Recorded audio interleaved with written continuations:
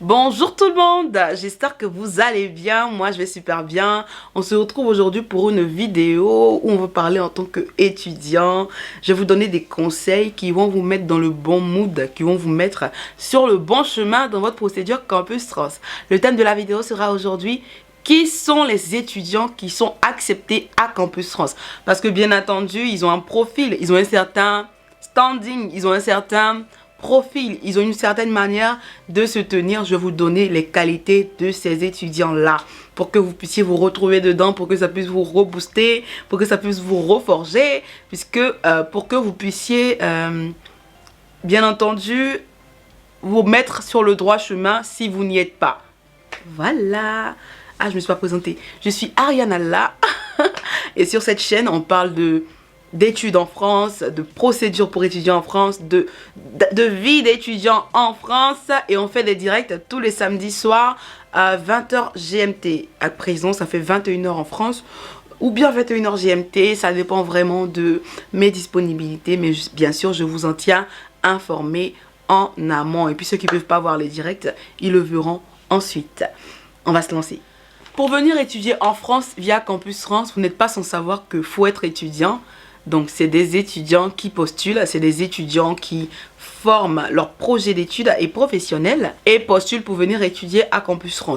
Moi j'ai observé plusieurs étudiants, j'ai observé sur des années des personnes qui sont arrivées en France. Ça va faire 4 ans que je suis là, j'ai fait 3 années déjà.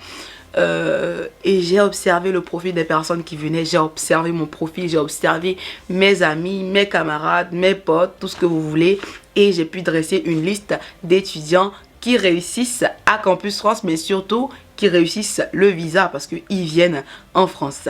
D'abord, j'ai souligné les étudiants qui apprennent de leurs erreurs. Donc je vous dirai le profil de la personne et je vous expliquerai ce que je veux dire à travers ça.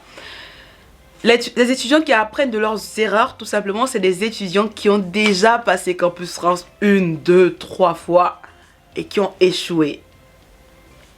Qui reviennent, qui retentent leur chance. Ces étudiants-là mettent le paquet. Ces étudiants-là ont déjà croisé le lion, comme on dit chez nous. Ces étudiants-là ont déjà vu des refus d'université ou même des refus au visa, mais ne lâchent pas, donnent tout. Malgré qu'ils donnent tout, ils continuent leur cursus dans leurs universités, dans leur pays. Ils acquièrent des compétences, ils acquièrent de la connaissance et ils avancent dans leur classe. Vous voyez, ces étudiants-là ont peut-être passé Campus Trans 1 ou 2 fois, ont échoué. On peut peut-être échouer à travers les universités, à travers la vie SCAC ou bien à travers le visa, mais après ils reviennent. Quand tu échoues une fois à Campus Trans, quand tu échoues une fois à une procédure de candidature, d'école ou d'université ou de visa, que ce soit Amérique ou que ce soit France ou Europe, tu dois noter tes erreurs et ne plus les refaire. Parce que faire ces erreurs 2 fois, ça fait mal. Sachant comment une fois ça fait mal, t'imagines quand tu le fais 2 fois, comment ça fait mal, tu vois. À plus forte raison 3 fois parce qu'on dit jamais 203, mais je ne vous le souhaite pas. Donc pour ces personnes-là qui postulent cette année à Campus Trans et qui ont postulé l'année dernière et que ça n'a pas été, ne vous découragez pas. Vous avez une longueur d'avance et ne la perdez pas, ne la ratez pas, ne la lâchez pas. Mettez toutes les chances de votre côté. Deuxième profil. J'ai envie de dire les étudiants qui se préparent. Ils sont préparés et ils sont prêts. C'est-à-dire avant la date butoir, avant la date de début de Campus Trans, j'avais des étudiants qui étaient prêts. J'avais des étudiants qui avaient déjà leur dossier de prêt, qui avaient déjà leur CV, lettre de motivation, projet d'études et professionnels. Ils étaient prêts. Comment te dire qu'il y a des gens qui ont déjà passé leurs entretiens pédagogiques en ce moment? Ça veut dire que ces personnes-là se sont préparées en amont. Soit c'est des personnes qui ont déjà fait la procédure, qui avaient déjà leur dossier, soit c'est des gens qui sont allés vers des agences, peut-être, on va en venir. Soit c'est des gens, pardon, soit c'est des gens qui sont très smart, parce que les personnes smart, j'ai envie de te dire qu'elles n'aiment pas échouer, donc elles aiment se mettre à l'avance à tout ce qu'elles font. Donc les personnes qui se préparent et qui sont prêtes réussissent à Campus Trans, parce qu'elles font tout à l'avance, elles réussissent tout à l'avance, et puis elles ont le temps de préparer le visa très parfaitement. J'ai noté les personnes qui sont renseignées. Cette catégorie-là va rentrer dans les personnes préparées et prêtes parce qu'elles se renseignent, elles posent des questions à tous, à tout le monde, à plein de personnes. Elles se documentent, elles lisent sur les plateformes, elles vont sur la plateforme Campus France, elles regardent des vidéos. Donc, elles regardent les vidéos, elles font des commentaires, elles posent des questions. C'est un bon point, c'est vraiment un bon point à avoir. N'hésitez pas à l'avoir si vous ne l'avez pas. Et si vous faites partie de cette personne, n'hésitez pas à me le dire en commentaire pour qu'on puisse échanger, vous voyez. Ensuite, j'ai marqué les personnes motivées. Je ne cesse de le dire dans mes vidéos. La motivation est very, very important.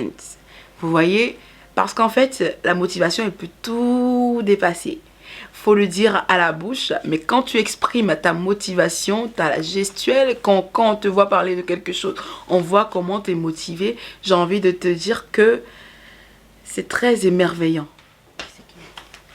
Désolée, c'était ma banque qui m'appelait parce que j'ai envoyé un mail. Je perds le fil de mes idées. Non, je parlais de motivation. Donc quand vous êtes motivé, c'est vraiment très important. J'ai aussi noté les étudiants qui ont de bonnes notes.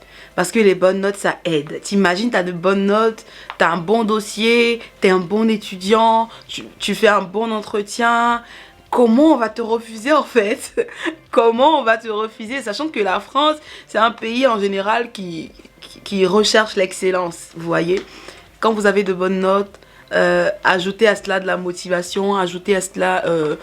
tout ce qu'il y a de bon à faire autour. En général, les gens qui ont de bonnes notes, c'est les bosseurs. Donc, quand c'est des bosseurs, ils aiment lire. Quand c'est des bosseurs, ils aiment se documenter. Donc, en gros, ils ont tout ce que j'ai dit plus haut. Et puis, leur procédure, elle ne peut que se passer bien. Ça ne veut pas dire que quand vous n'avez pas d'excellentes notes, vous n'êtes pas pris à Campus France. Moi, je n'ai jamais été major de promotion dans mon pays. J'ai pas eu le meilleur bac. Certes, j'ai eu une mention assez bien. Mais...